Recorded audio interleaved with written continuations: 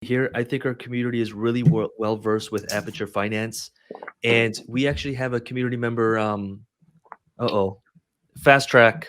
He was on the call today. Calling Kevin's Kevin. awesome. Yeah. Kevin has researched Aperture Finance. Like, I don't think I've met a member or anyone in our community who has put in the work that he's put in. And he was really excited for this because he's like, Aperture Finance is working on some really juicy stuff, and he can't wait to kind of hear about it. And I think he already Awesome. knows, but he's excited for the community to hear about what Aperture Finance is working on. So, without further ado, McDavid from Aperture Finance, thanks for being here and excited for this. Yeah, thanks for having me. I've been realizing more and more in the past couple of months how much alpha and kind of engagement lives inside these DeFi communities.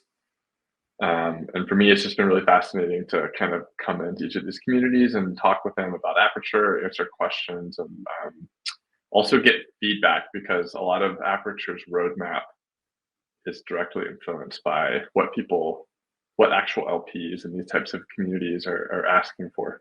So maybe let's do this. I'm gonna leave things fairly like we always do in here. We have an idea of where we want things to go, but I'm open to this going any which way. David has some awesome questions. He said Colin's got some things he wanted to bring up.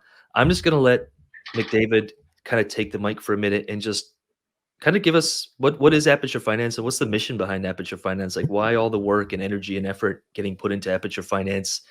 And anyone who's maybe newer to our community, this could be a really cool kind of first touch point with Aperture Finance. Yeah, so I'll give a very brief history of Aperture and kind of talk about what we're working on now and where we want things to go. Yeah, so Aperture, we started a little over 2 years ago, and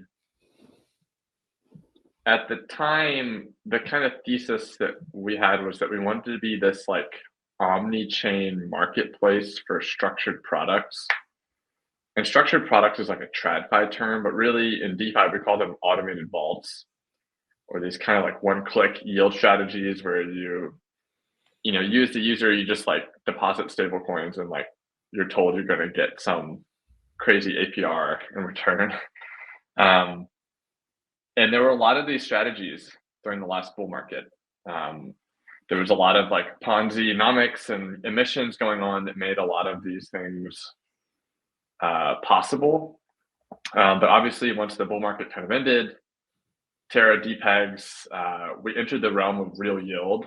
That narrative emerges for good reasons. And Aperture, we kind of, at this point, realized that we need to pivot away from this kind of like selling yield to people, and instead just kind of like break up the underlying technology and sell the tools that people can, come up with their own strategies, basically. And the team, I to talk a little bit about the team. So we have a very like Web2 FANG background. I think now they call it Magnificent Seven, but the big tech stocks, that's where the team mostly comes from. The two CTOs met at Google.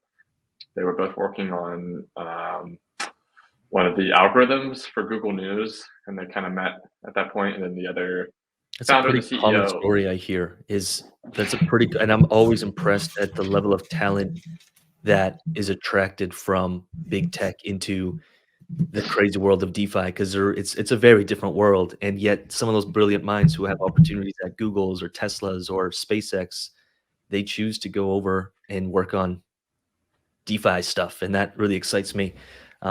Like, what do they see that people don't see? It excites me. What is our perspective? And our perspective is that DeFi needs good UX, like the user interface, the user experience, how you interact with the smart contract, basically. We think that should be elegant and intuitive. And the skill set of the team is very much about solving technical problems. We're not, how should I say, we don't have like an investment banking background. We don't have people from Wall Street who are working for us full time. We have some advisors who have TradFi backgrounds, but all that's to say, like, we have a very like technical minded approach. So I think where the product has pivoted to makes a lot of sense given our strong suits. Is that we want to build good UXs and we want to have the underlying technology be like well thought out.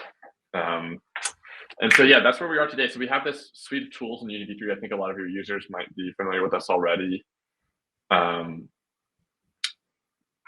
I guess just some quick overviews of where the product is. So we have right now, most people use us for rebalancing. You can rebalance immediately. And what Aperture does is we collapse what is 3 transactions and a math problem into one step. So you have to withdraw liquidity, solve the math problem, do a swap, redeploy liquidity. We pull that all into one step. And you can either do it instantly or you can do it in the future based on a trigger, like a price trigger or ratio trigger. And very shortly right now, like this afternoon, I'm actually going to be in a meeting where we'll be doing the final bug checks for a recurring rebalancer, which will basically allow you to write some logic where in perpetuity, Aperture will rebalance your position based on different price or ratio logic that you tell us. Like every time ETH moves by $100 up or down, rebalance me to this new range. I like that. David's trying not to smile over there, but he's excited by that. Yeah, I am.